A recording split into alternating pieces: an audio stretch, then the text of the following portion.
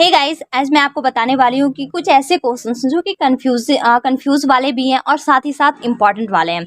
और ये question important है उन बच्चों के लिए जो BA part third English honours जिनका पेपर 5 का एग्जाम होने वाला है।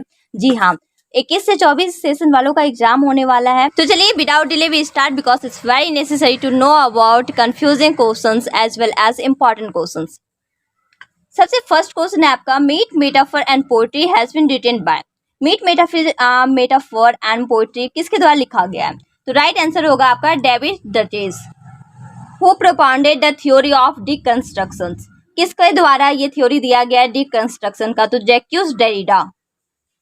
Preface to Lyrical Ballads was published in the year. जी हाँ, ये क्वेश्चन ऐसे है जिसमें बहुत बच्चे कंफ्यूज होते हैं। 1798 राइट आंसर होगा या 1801 राइट आंसर होगा? तो मैं आपको बता दूं, अगर ऑप्शंस में आपका 1798 आया और 1801 नहीं आया तो राइट आंसर आपका 1798 होगा, और अगर आपका 1801 आया तो राइट आंसर आपका 1801 होगा। और एक बात होता है कि 1798 और 1801 दोनों आया तो राइट आंसर आपका 1801 आएगा।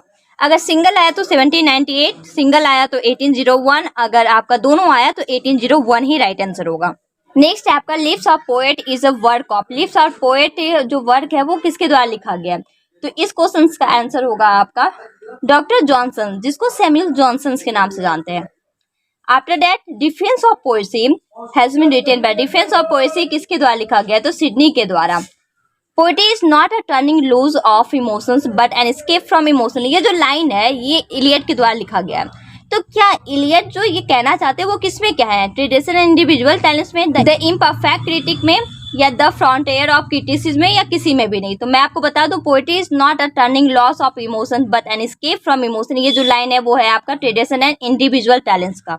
Poetry is the spontaneous overflow of powerful feelings has been said by. Poetry is the spontaneous overflow of powerful feelings। ये जो लिखा गया है वो किसके द्वारा लिखा गया है? तो राइट आंसर आपका होगा वर्ड्सवर्थ। जी हाँ, विलियम वर्ड्सवर्थ के द्वारा ये लाइन दिया गया है। In which essay does Eliot says the comparison and analysis are the chief tools of a critic। एक critic का जो chief tools होता है वो है comparison and analysis। ये Eliot के कौन से essay में कहा गया है? तो the function of criticism, the function of criticism। और इमोशन से दूर रहना वो ट्रेडिशनल एंड इंडिविजुअल टैलेंट्स में है, लेकिन आपका कंपैरिजन एंड एनालिसिस के बारे में बात करना फंक्शन ऑफ क्रिटिसिज्म में कहे हैं ये। जैक्यूस Derrida is associated with. जैक्यूस Derrida जो होते हैं वो एसोसिएटेड किससे रहते हैं? स्ट्रक्चरलिज्म से या डिकंस्ट्रक्शन से? ये दोनों बहुत बार पूछे गए और बहुत बार कंफ्यूजन हुआ कि किसका क्या आंसर होगा। तो अगर ऑप्शन में आपका स्ट्रक्चरलिज्म आ गया तो राइट आंसर वो होगा, या फिर ऑप्शन में डिकंस्ट्रक्शन आया तो राइट आंसर आपका डिकंस्ट्रक्शन होगा। अगर दोनों आ गया तो, अगर दोनों क्वेश्चंस के ऑप्शंस में आता है तो राइट आंसर आपका डिकंस्ट्रक्शन होगा, स्ट्रक्चरलिज्म नहीं होगा। आप क्या करेंगे, देख लेंगे कि ऑप्शन में अगर स्ट्रक्चरलिज्म है तो राइट आंसर वो होगा, अगर डिकंस्ट्रक्शन है तो राइट आंसर वो होगा, अगर ये दोनों है तो डिकंस्ट्रक्शन ही राइट आंसर होगा।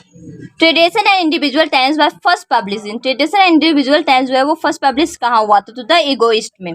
ये कुछ ऐसे क्वेश्चन है जो कंफ्यूजिंग वाला भी है और साथ ही साथ इंपॉर्टेंट वाला, जो परहैप्स हर बार रिपीट हो ही जाता है। I hope you got understand very well, and now if you have any confusion or doubt you can ask me on comment box. Thank you so much for watching my channel.